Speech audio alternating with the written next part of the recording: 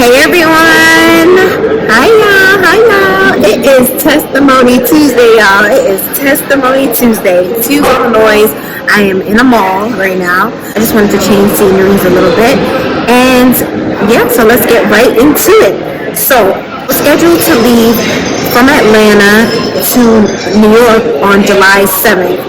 So July 7th morning, I got up, was ready to go, went to the airport, everything was fine, I checked in smoothly, my flight was at 6:55 a.m. So I got on the plane, it was set to arrive at 8:20, around 8:20. So we got there around 8:20, 8:30, and got there, and I had to wait for my next connecting flight to go to York, and it was supposed to leave at 12:05, like 12:05. So I was, having a little layover. But why?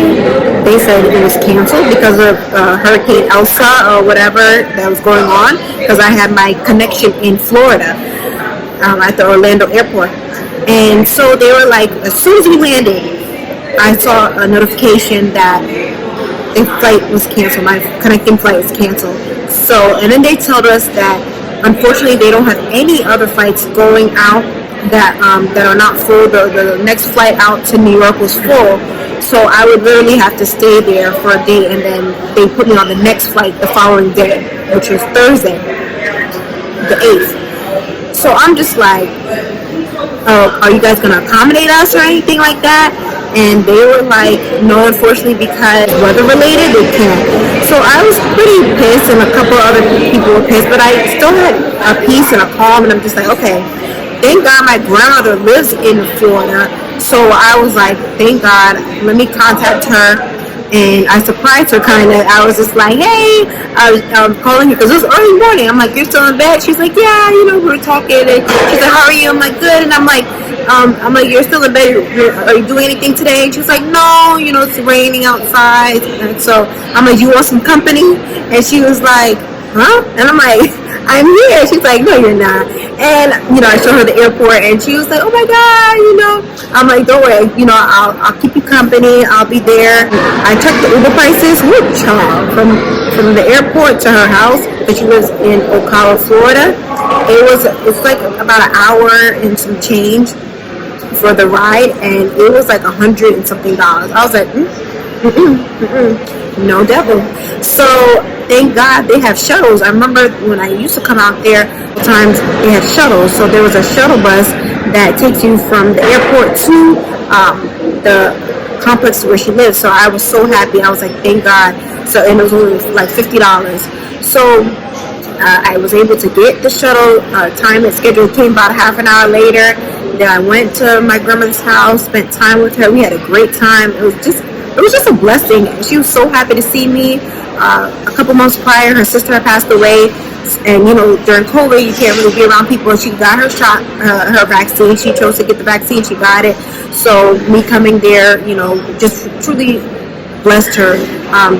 She hasn't seen any of her grandchildren really since the pandemic. So went over there. I spent the day there, spent the night there.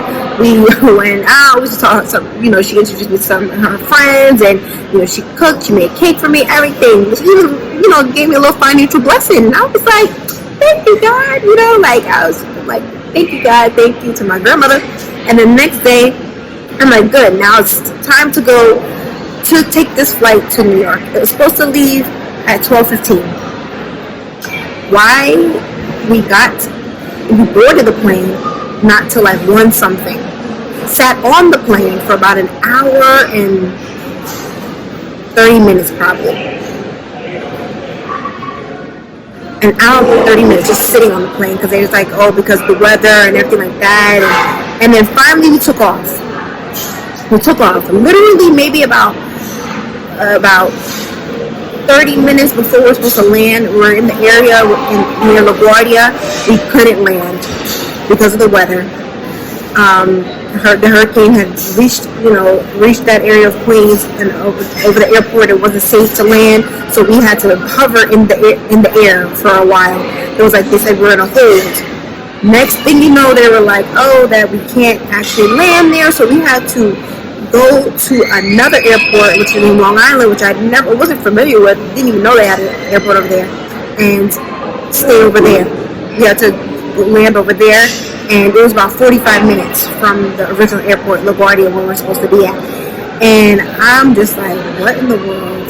And mind you, they said that they had to land because they didn't have enough gas to stay in the air. So we landed.